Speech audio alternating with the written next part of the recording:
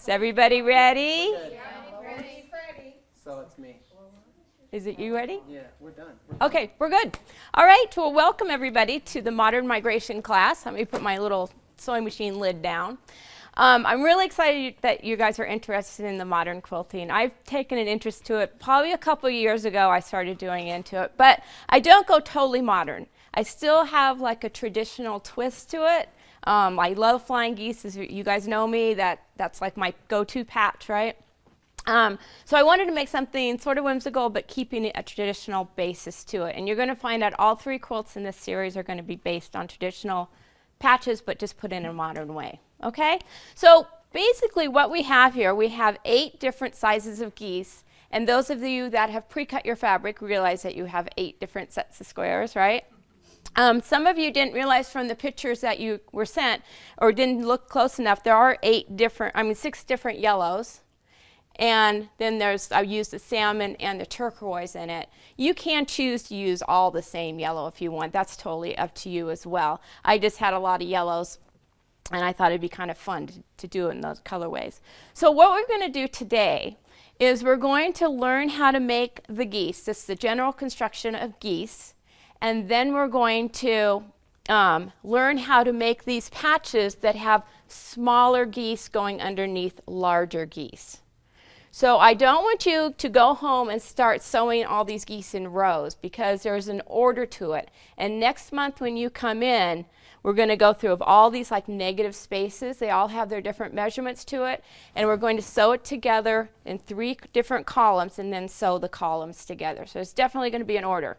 I went ahead, when I first made this, I went, oh, I'm sewing all my geese together. I had to unsew geese because I didn't want to partial seam that whole thing, and I don't want to do any partial seaming in this, okay? So that's basically how it works. So let's go over to the table, and I'm just going to do an explanation on how to do the 3x6 geese. A little bit about geese is that anytime that you do a flying geese patch, the base of the geese is twice as big as the height of the geese. So it's always like 2x4, 3x6, 1.5x3. There's always that proportion's always the same. So, okay, so we're going to start with our squares. And you guys all have a pattern in front of you, correct? And if we look, here's the yardage chart. And then the next chart that I think you're going to find really useful under making the geese, it's going to tell you how many numbers of squares, what size the squares are, and how many to make geese you're going to end up with. Okay, so that's just a go-to little chart to make sure that you have enough going on. Another thing I want to mention this before I start too, what I found really useful, if you haven't done this so far and you are using different colors of geese, I would go ahead and put like a little swatch next to each one of those geese, because I'm going to refer you back, go pick some geese from yellow 4, and if you have this little chart, it's going to make it a lot easier for you to get the right size geese, okay? All right, so we're going to start with 2 squares. Since I'm doing the 3x6, my larger background square is going to be 9-inch square, and the smaller one is a 7.5-inch square. You'll find that your smaller one is always 1.5 inches smaller than your larger square, okay? And I'm going to center it, and you don't have to like measure 3/4 inches here, don't get like too just crazy, yeah. I was going to say anal, but I didn't know that was but it is getting kind of anal. I've seen people do that. And I'm just going to take a straight edge, and I'm going to go through all 4 of these points. Sometimes if I think it's a little off, I just do a double check, and I don't draw the second line, but these should go pretty much through all 4 points as well. But we're only going to draw 1 line. And you can draw like a thinner line. I'm going to draw a thick line so you can see it. Okay, and be aware of I'll get it so Ryan can get a good view. Be aware of the width of your marking pencil, okay? If I put my ruler right at the points there, and then I add this big old thick line on it, it's going to be too far that way. Do you know what I mean? So sometimes it's even better if you're using a thick thing to put it down and then just adjust your ruler accordingly. And that's good for any sort of marking that you're doing, not just geese. Okay? And if you just hit over there, that's fine as well. Okay, so what we're going to do is I'm going to take this over to my sewing machine, and I'm going to sew 1/4 inch from both sides. Now, you'll probably be sewing more than one at a time, especially since you have quite a few to do, right? And I would assembly line sew them, but I would not sew more than like 4 sets at a time, because what happens is they're going to get all tangled on you.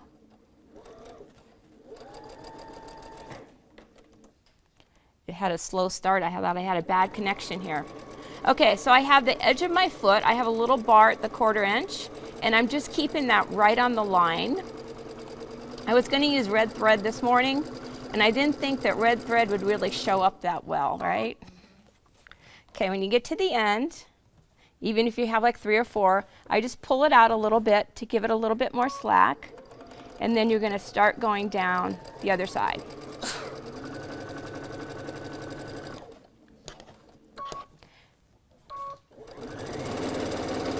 You can go at high speeds. You're going to be the best geese maker ever when you get done with this quilt. Okay. So here we go. Here's our patch. What I'm going to do is I'm going to cut just on that drawn line and then take it over to the iron.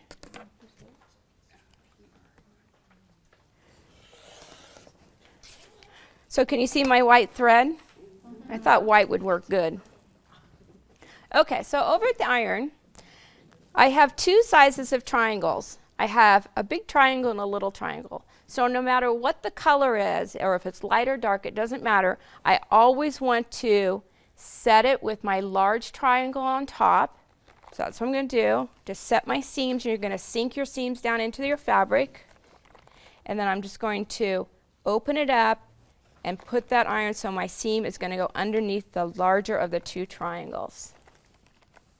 Okay, see how it is? Turn it over from the back. Okay, so I'll do it to the same thing to the other one. We've always been trained to do our seams towards the darker of the 2 fabric. We have to rethink that sometimes. But they square up much better. I tried sewing it the other way. It doesn't work as well. Okay, so back over at our mat, we're going to draw another line. Now, this time when we do it, I'm going to put opposite colors next to each other. These seams are going to be parallel, but they do not lock. What you're really matching here is you're going to be matching out these outside edges. Okay, it should, and you have like these little tails that stick out. Okay, if you for some reason have one of these piece squares is bigger than another one, you just want to center the smaller one on the larger one. And where's that's caused from is when you drew your 1/4 inch, or you drew your line and went a 1/4 inch from both sides, one of them wasn't quite a 1/4 inch. So that makes your squares a little bit different. So can you peel back one? Yeah, like that. Yeah, so here you go. So you can see how these 2 different colors are next to each other. You don't want to sew maroon to maroon and blue to blue, or you'll be unsewing. You don't want to unsew. Okay, so that's how that is. And just see how these do not match. Everybody will do that once, I'll tell you. So don't feel bad. Don't feel bad at all. Okay, so again, I'm looking at my tip. I'm going to draw a diagonal line. This time my diagonal line is going to go right over my seams that I just did. Now when I go to sew my patch, I like to start sewing so that the seam that I see on top is actually going up. That way I don't have to worry about underneath where I can't see it. It's going down. I'll be able to get that established so when I come back and go down the other way, it's going to be more likely not to flip back on me. Okay, so that's a little, I've made lots of geese. I know where to put that seam. Okay.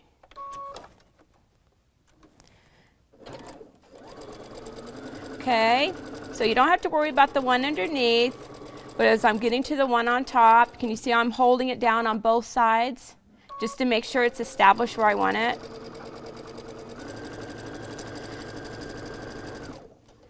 Now, as you see, I haven't been using any pins yet, but when I do get to any geese larger than this, I will put a couple of pins on both sides because those are just big pieces of fabric and they can kind of move on you.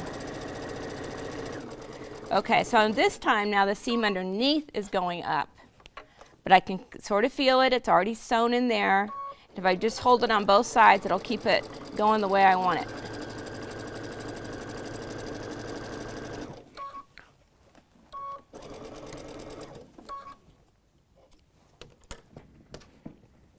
I had this blister that must have been 3 weeks ago.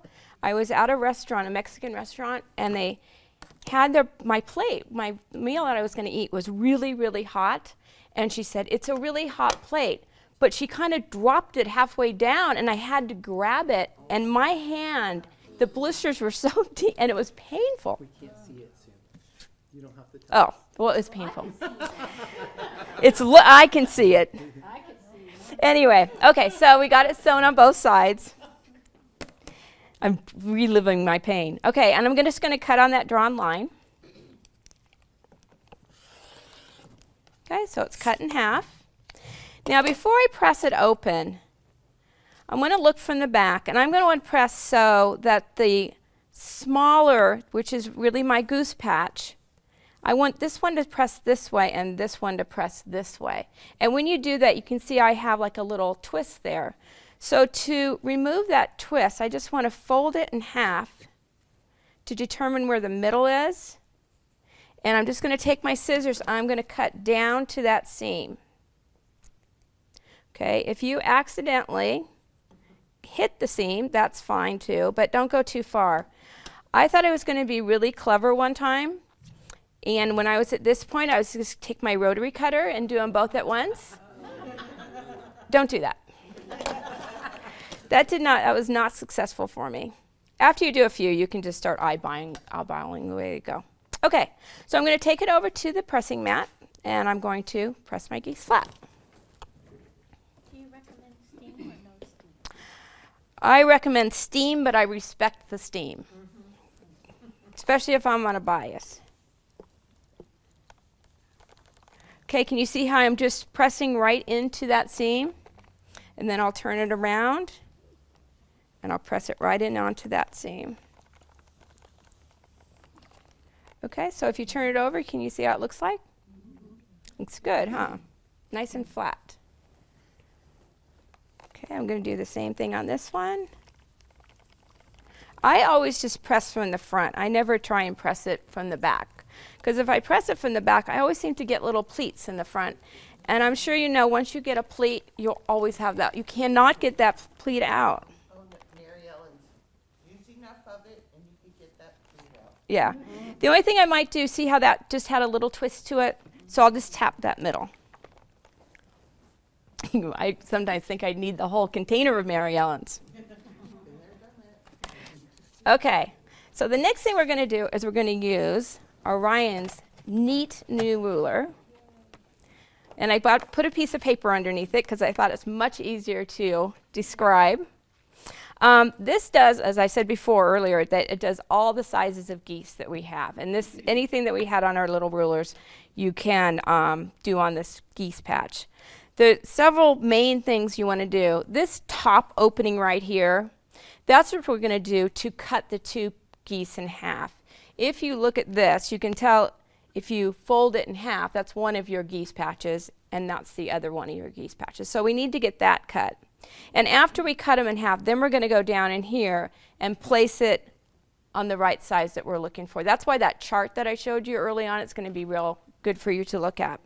They're all in a row except for this little one that's on timeout over here, and that's the 1 1/4 by 2 1/2. So if you don't see it over here, just remember it's on the ruler, just in a different place. Okay, so let me take a geese patch.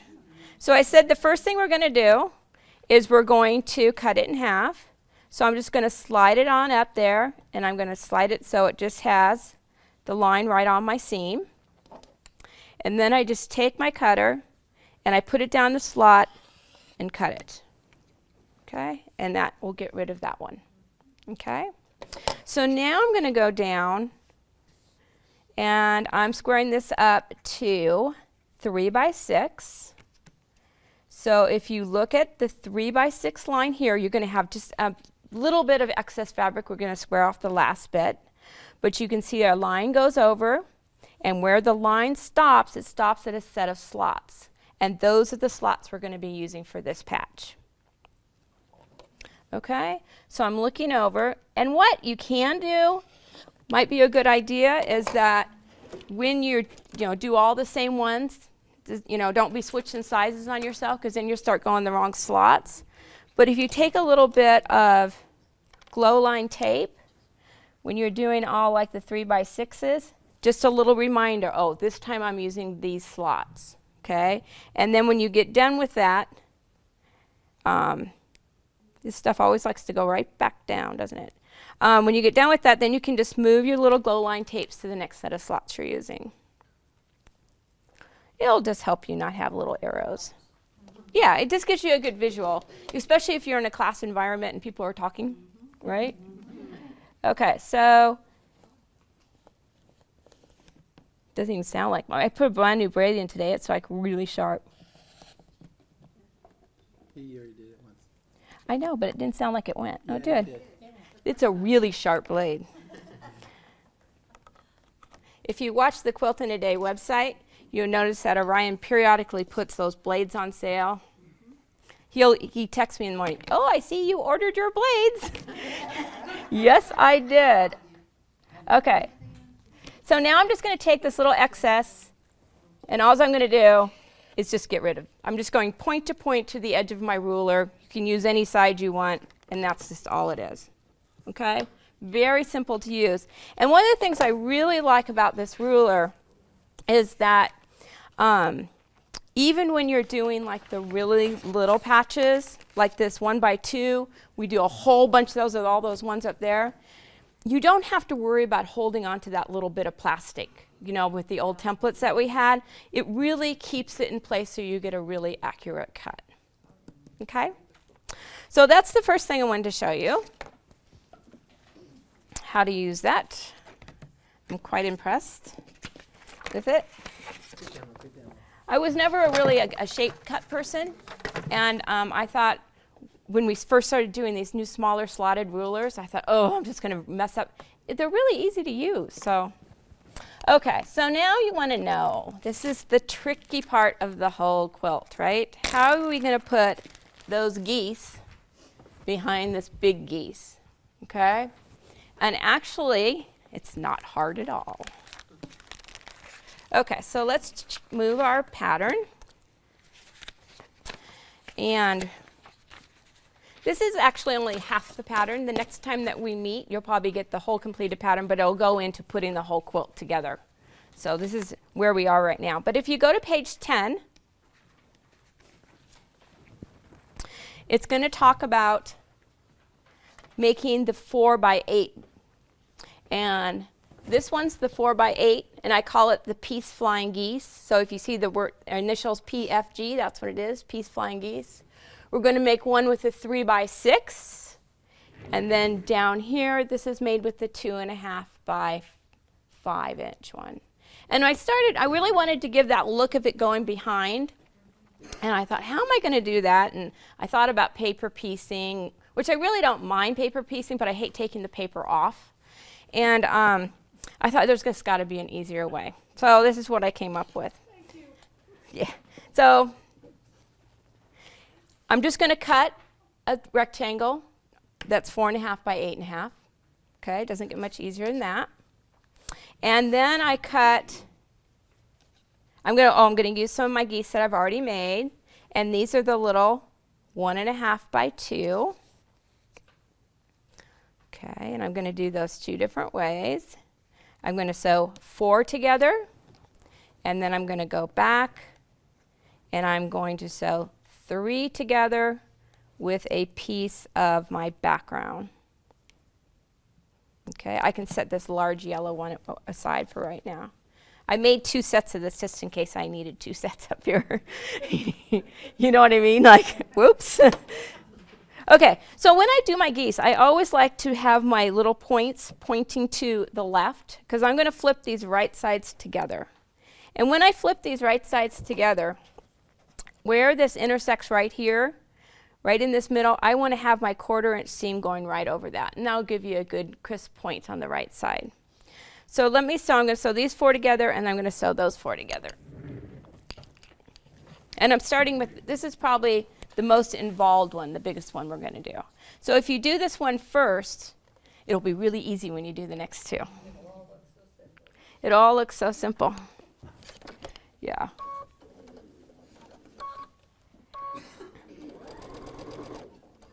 Okay.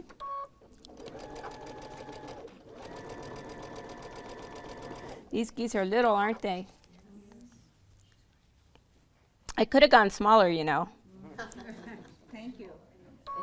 But I really wanted to do something fun with the ruler, and the ruler didn't go smaller.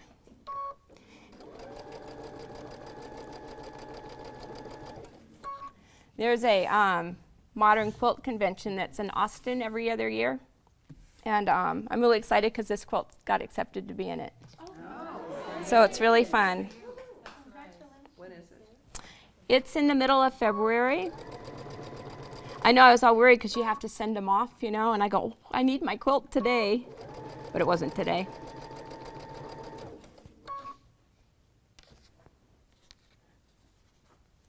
Are we still doing the thing in Orange County? Yep. So in May, Orion and I are going to go up and teach this quilt to the Flying Geese Guild. How appropriate is that? So what I'm doing, I'm just sewing these in pairs, and then I'll sew all 4 pieces together. I like to assembly line sew as much as I can. So I'll just cut off the 2. Okay, so I have 2 here and 2 there. So those look good, right? Does my intersections look pretty good? Yeah. Okay, it really helps by having the right side sticking up that you can watch what's going on. It's those little tricks that make a difference, right?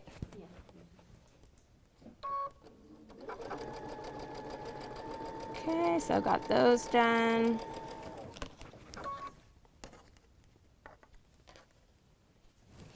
Okay, so for these next one, I want to make sure, and I speak from experience, I want to make sure that when I sew these together, the 3 geese are touching each other. Not this way, okay? Experience, it's experience. Okay, so I'm just going to sew the rest of it, and then I'm going to take it over and give it a press. Okay, are you guys following along? Yeah. Okay, so if we find any improvements to this pattern, I want to know before we have multitudes of them, right, Orion? Okay, so I'll just use my little jumper. Okay, so now I'm going to press these, and I'm going to press them so my seams are going to the base of the geese right by it. I don't want to press it back this way. It's not going to want to go that way anyway because there's a lot going on. So this I will press from the back first, but I'll hold on to the top and see how I'm pulling on it? I'm pulling it so I don't have any creases there. Okay, so it looks pretty good, don't you think? Okay, then we have the other one.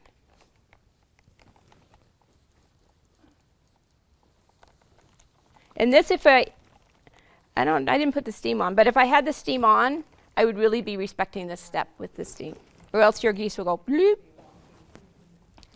Okay, so far so good. Okay, so I have 2 sets of geese, and now I'm going to take another piece of my background, and this background measures 2.5 by 4.5. It's going to be the same size as that. And all I'm going to do is I'm going to flip these right sides together and sew down here. And the reason I have this on top is because underneath, see, all my seams are going down, and I don't want to fight those seams. So let me go ahead and sew those.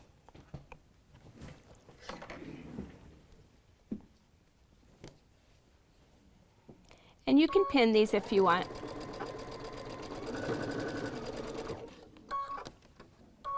sometimes when you hit a large amount of bulk, what I do to get around that, not get all hesitated, I'll just go from the back, and can you see how I'm just gently pulling it? If you really get stuck in a spot, what I would do is I would stop, take my needle up, move it forward just like a stitch length, and then it'll get it going again. Okay, so those are just some little hints that might help you. I wouldn't have the 1/4 inch. It would really be hard to keep track of my 1/4 inch with a walking foot. 1/4 inch walking foot. Oh, you should make one of those. Can you make one today? He's so fun. I mean, whenever there's an opportunity to think of a new thing, he's on it. Oh, Ryan. I sent off a foot to China. He did. Go to the source, right? Okay. So, got those sewn, and what I'm going to do, I am going to press it towards the large rectangle.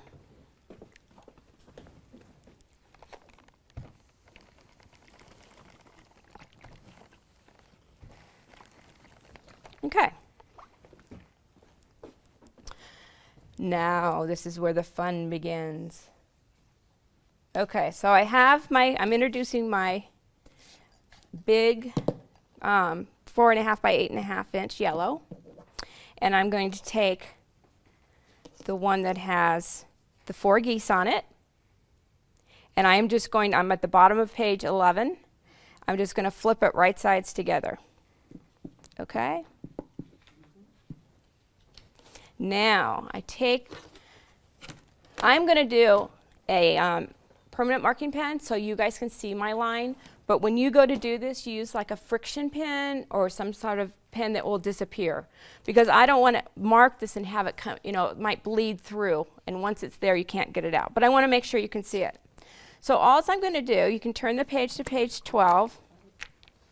I'm going to draw a diagonal line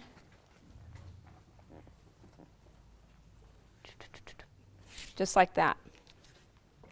Okay? Sorry that your patterns aren't stapled, but we have a new printer and they are still working on that aspect of it. Hopefully by next time it'll be printed for you or stapled. But I thought you'd be fine today with that. Okay?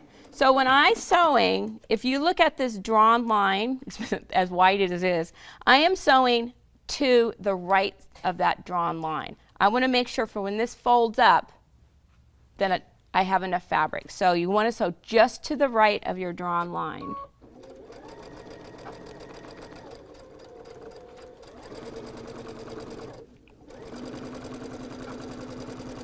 Okay, get down to the end. My little jumper.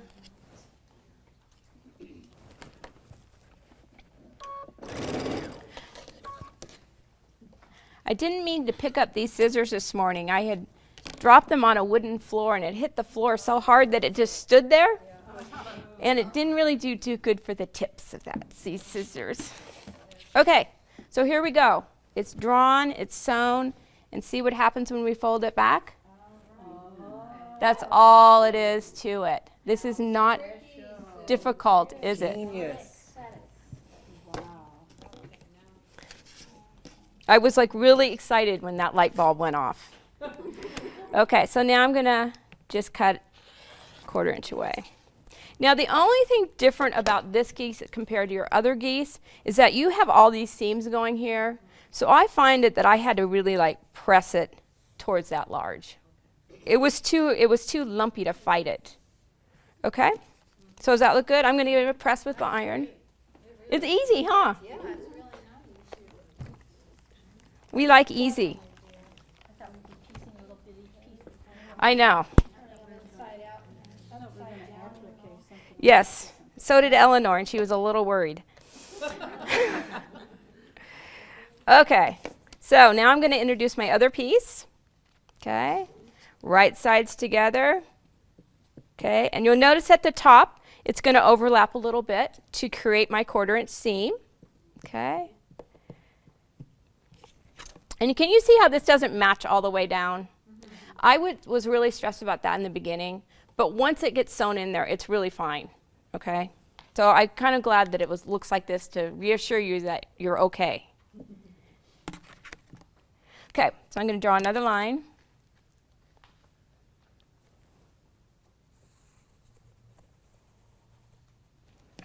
The reason I put just a solid piece in there, because my whole geese is going to get cut off. So I just wanted to avoid any extra seams that I didn't really need.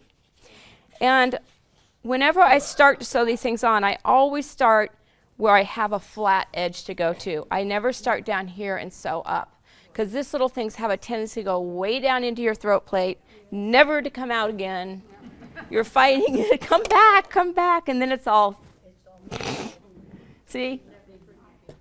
We all know that story, don't we? Yeah, exactly. The jumper helps, yes. Okay, so you remember when I sewed on the right side? Yeah. What side of the needle was I on? Left side. The right side.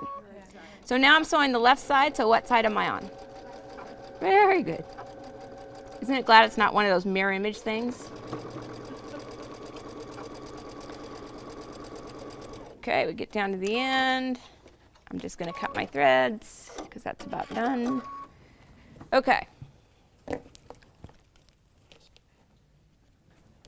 All right, so when you open it up, see, it looks like that. And all your geese should be going in the same direction. So isn't that fun? Yes. Okay, so let's just look in our book.